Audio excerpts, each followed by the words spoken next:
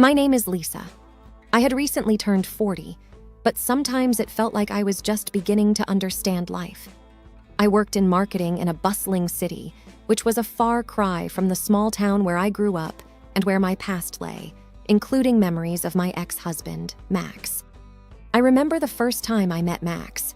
It was at a small cafe in our hometown. He had dark hair, a confident walk, and a smile that made me feel like I was the only one in the room. "Hi, I'm Max. You're Lisa, right?" he had said, offering a firm handshake that lingered a tad longer than necessary. "Yes, and you're—" I had pretended not to know him. It was a small town, after all. Everyone knew everyone. Max Harrison. I've seen you around. Wanted to come up and say hi." We chatted for a while. He was easy to talk to, and we found a lot in common. Within a few months, we were inseparable. Marriage followed, and then came our precious Emily. Emily was the light of our lives. She had my eyes and Max's stubbornness. She was the perfect blend of both of us. But as the years rolled on, it wasn't just Emily's traits that became evident. Max's need for control began to seep into our daily lives. Everything had to be just so, from the color of the curtains to the friends I hung out with. I felt boxed in, trapped. It wasn't love anymore. It was a cage. 10 years into our marriage, I had had enough. It was a painful decision, but I filed for divorce. Max didn't take it well. Neither did his mother, Clara. She had never liked me and made it evident with every chance she got. After the divorce, I moved to another city for a fresh start and a new job. Emily, being the teenage girl she was, chose to stay with Max. She didn't want to leave her school and friends behind. I understood her reasons, but it broke my heart to be away from her. We decided to connect every day on Skype. It wasn't the same as hugging her tight or braiding her hair, but it was something. One evening, after a particularly grueling day at work, I called Emily. The screen lit up, and there she was, her bright eyes shining, her hair pulled into a messy bun. "Hey, Mom," she greeted, her voice a welcome balm to my tired soul. "Hi, sweetie, how was school today?" "It was okay. Jenny and I are working on a project together." "Oh, and guess what? Brian said he might come to my birthday party." I smiled. "That's great, Em. And speaking of your birthday, any idea what your dad is planning as a gift?" She hesitated, her eyes darting away from the screen. I'm not sure. We haven't talked about it much."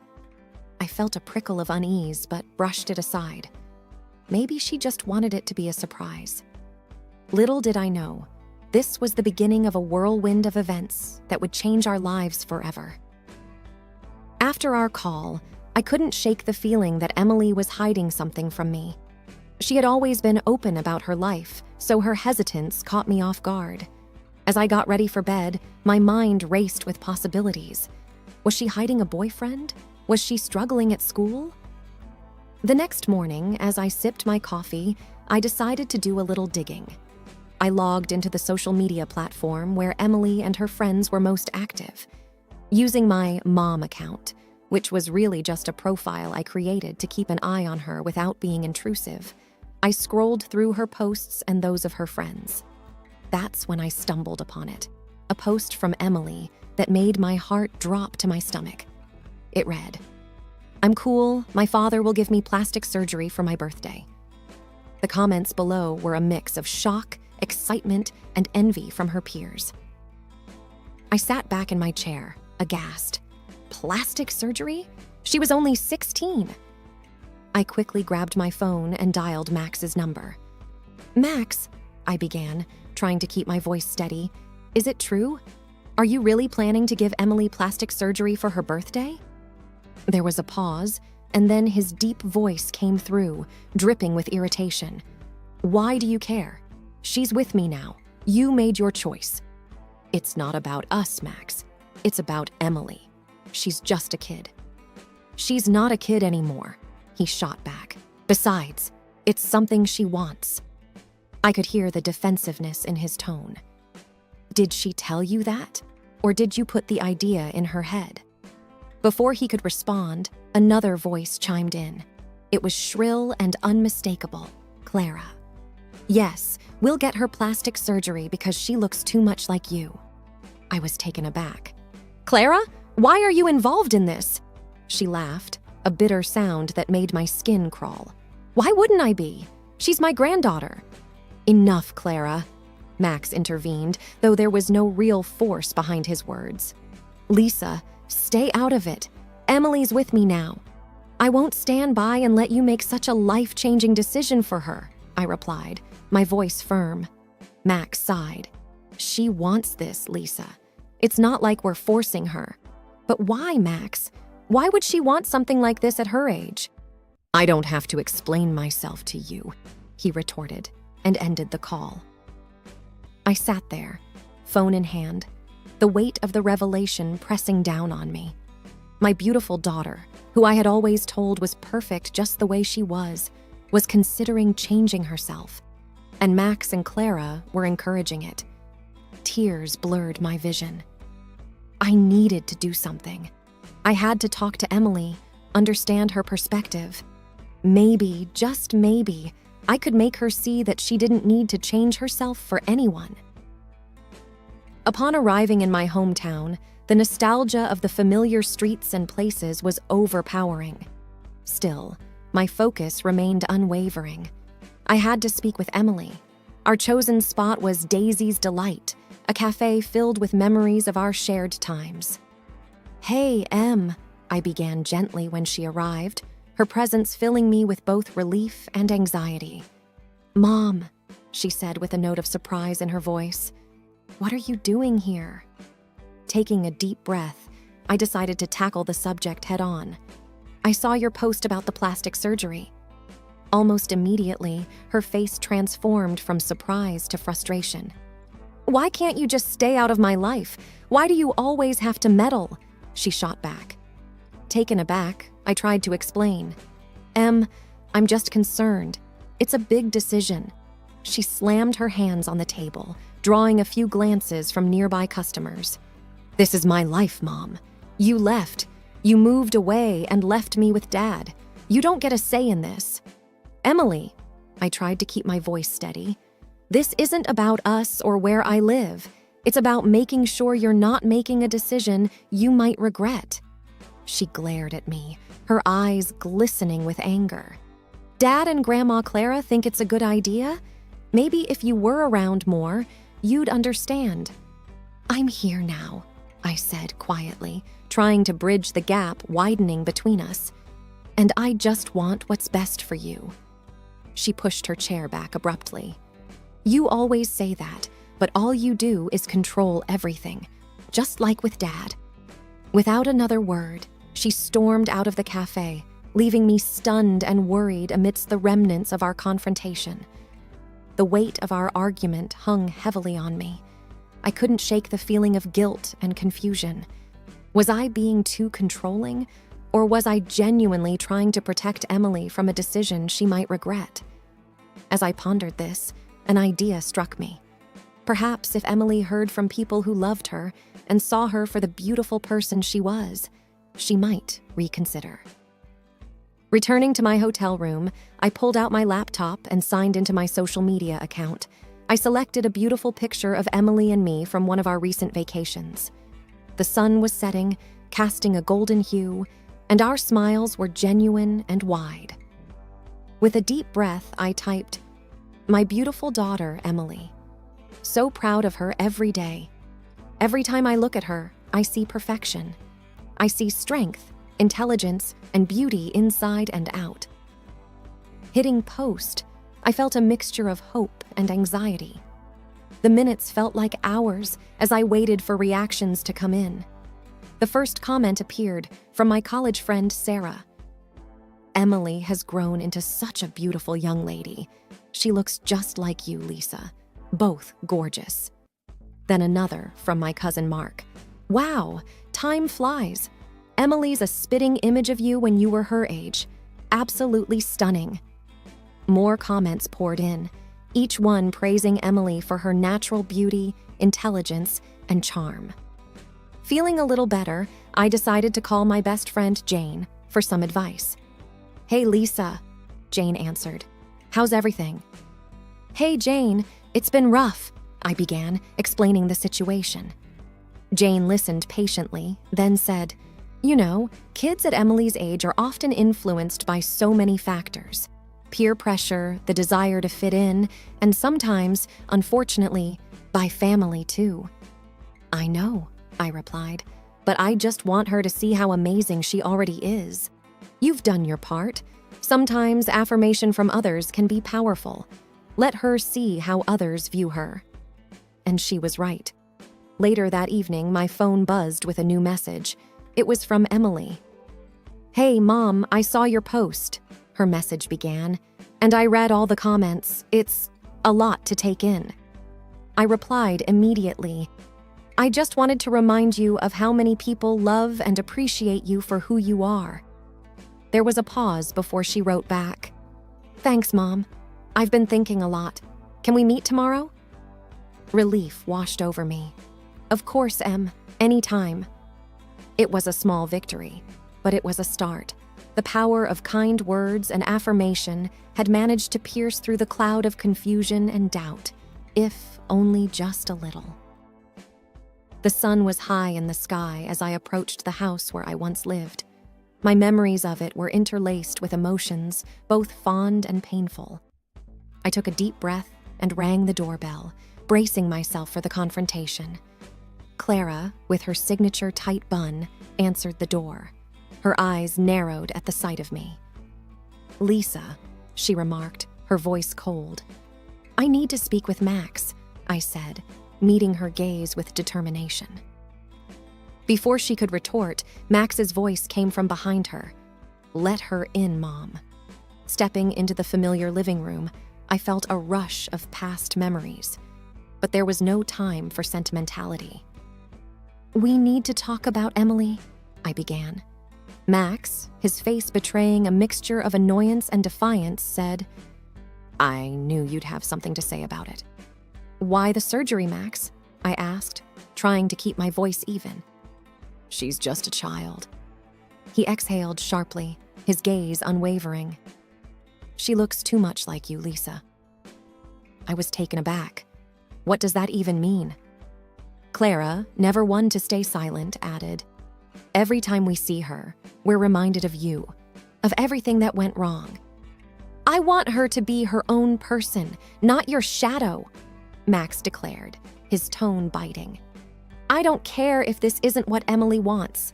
I want to forget. Every time I look at her, I see you, and it brings back all the bad memories." His words stung, but I wouldn't back down. "So you'd put Emily through a life-changing procedure just to erase your memories of me?" Before he could respond, a noise from the hallway caught our attention. Emily stood there, her face pale, having overheard our conversation. The room was heavy with a painful silence. Tears filled her eyes as she looked between the three of us, her voice barely above a whisper. "Is this why you want me to change, Dad? Because of Mom?" Max, for the first time, seemed lost for words. The reality of the situation and the weight of his daughter's pain evident on his face. The atmosphere in the room was thick with tension. Emily, her eyes red from the tears, stood there, a mix of hurt and anger on her face. All eyes were on her, waiting for her to speak. "Dad," she began, her voice trembling. "Is this what you think of me? Just a reflection of Mom?" Max looked flustered, clearly caught off guard. "Emily, it's not like that." "Then what is it like?" she retorted, her voice gaining strength. "You want to change me because you don't like what you see? Because I remind you of Mom?" Clara attempted to intervene. "Emily, it's for the best. You'll understand when you're older." I watched as my daughter squared her shoulders, facing her grandmother. "No, Grandma. I understand now. I understand that I'm just a pawn in this twisted game between you two and Mom." Feeling a need to step in, I said, "Em, this isn't your fault. None of this is. You shouldn't be dragged into our problems." Emily turned to face me. "But I am, Mom. I'm right in the middle of it." Max, seeming to find his voice, said, "Emily, I thought it would be a fresh start for us, away from the past." "At my expense?" Emily shot back, her eyes searching his for answers. "You're willing to change me, make me go through something so drastic, just so you can forget? Why can't you just accept me as I am?" Clara, looking more unsettled than I'd ever seen her, tried to speak. "We just thought it was for the best." "For whose best, Grandma? Yours or mine?" Emily's voice quivered, but her resolve was clear. I felt a mix of pride and heartache seeing my daughter stand up for herself, confronting the two people who were supposed to support and love her unconditionally. Emily took a deep breath. "I don't want to be someone's reminder or regret. I want to be Emily. That's who I am. And if you can't accept that, then maybe I don't belong here." She looked at me, her eyes pleading. "Mom, can we go?" I nodded, moving towards her. "Of course, sweetie." As we walked out of the house, leaving behind the shadows of the past, I felt a mix of emotions. There was pain and sorrow for the family ties that were fraying. But above all, there was pride. Pride in my daughter, who had taken a stand for herself, asserting her identity in the face of adversity. A few weeks after the confrontation, I received an official letter. Max was taking legal action, intending to gain full custody of Emily. My heart raced as I read the document. The thought of losing my daughter was unbearable. I immediately reached out to a lawyer, Jenna, who had been recommended to me by a friend. "Jenna, I won't let him take her. Not after everything," I asserted during our first meeting. Jenna looked over the papers, her expression thoughtful. "Don't worry, Lisa. The court will always consider Emily's wishes, especially given her age." The day of the hearing arrived faster than I had anticipated. The courtroom was cold and intimidating. Max sat on the other side, Clara by his side, shooting me venomous looks. The judge, a stern-looking woman with gray hair, called the session to order. "We are here to determine the custody of Emily Harrison. Both parties will present their cases." Max's lawyer, a tall man with slicked-back hair, began, "Your Honor, Mr. Harrison believes that it's in Emily's best interest to remain with him. He provides a stable environment and is fully capable of supporting her." Jenna stood up. "Your Honor, with all due respect, this case is not about financial support. It's about emotional and psychological well-being. Lisa has always been there for her daughter, even after moving away for work. The decision to alter Emily's appearance was made without her knowledge or consent, which has caused a rift between the child and her father." The judge nodded, making notes. "What does Emily have to say?" Emily, looking both nervous and determined, stood up. "Your Honor, I want to live with my mom. I love my dad, but I don't feel like he sees me for who I am. He's trying to change me, and I don't think that's right." Max interjected. "Your Honor, she's been influenced by Lisa. She doesn't know what's best for her." I couldn't hold back. "Max, this isn't about us. Stop making it about our past and focus on our daughter's future." The judge raised her hand, signaling for silence. "Enough. I've heard enough. Given Emily's age and her expressed wishes, and taking into account the circumstances presented, I believe it's in Emily's best interest to reside with her mother." A wave of relief washed over me. Max looked defeated, and for the first time, Clara was speechless. As we left the courtroom, Emily hugged me tightly. "Thank you, Mom, for everything." I kissed the top of her head. "Always, Em, always." The court had spoken, and justice had been served. But more importantly, my bond with Emily had emerged stronger, untouched by the bitterness of the past. The days following the court verdict were a whirlwind. Emily and I packed up her things from Max's house, a process that was surprisingly smooth, with Max avoiding confrontation. As we packed her things into boxes, Emily came across an old family photo album. She hesitated for a moment, then handed it to me. "Remember this, Mom." I opened the album, looking at pictures from happier times, beach vacations, birthdays, and Christmases. Yes, sweetie, I do. Memories, both good and bad, shape us. She nodded, her expression thoughtful. Even though things have changed, these moments were still real, right? I pulled her into a hug. Absolutely. Every moment we've shared, every challenge we've faced, has brought us to where we are today. With her belongings packed, we headed to our new home. It was a cozy apartment I had rented in a nice part of the city, close to Emily's new school. As we arranged her room, the doorbell rang. Opening the door, I found Jane, my best friend, with a big housewarming basket. "Thought you two could use some treats," Jane said with a smile. Emily's face lit up, seeing the basket filled with her favorite goodies. "Thanks, Aunt Jane." As the evening settled, the three of us sat on the balcony, enjoying the city lights. Jane turned to me. "You know, Lisa, you've shown immense strength through all of this." I took a deep breath. It was tough, but I had to stand up for Emily, for us. Emily, sipping her hot cocoa, chimed in. "And I'm glad you did, Mom. It made me realize how important it is to be true to oneself." Jane nodded. "That's a valuable lesson, Em. One many adults take years to learn." As the night wore on, the three of us shared stories, laughter, and dreams for the future. The weight of the past seemed to fade, replaced by the promise of new beginnings. In the days that followed, Emily and I settled into our new routine. She joined a local art club, channeling her feelings into beautiful paintings. I took up a new job and began rebuilding our life, one day at a time. One evening, as I prepared dinner, Emily walked into the kitchen, a thoughtful look on her face. "Mom, I've been thinking. Maybe someday, when things have cooled down, we can try to mend bridges with Dad. Not for the sake of the past, but for the future." I looked at her, admiring the maturity she displayed. "We'll see, Em. Time has a way of healing wounds. For now, let's focus on us, our dreams, and the adventures ahead." She smiled. Deal. Life was by no means perfect, but it was ours. Together, Emily and I embarked on a journey of rediscovery, of healing, and of hope. The scars of the past remained, but they no longer defined us. We had each other, and in the end, that was all that mattered.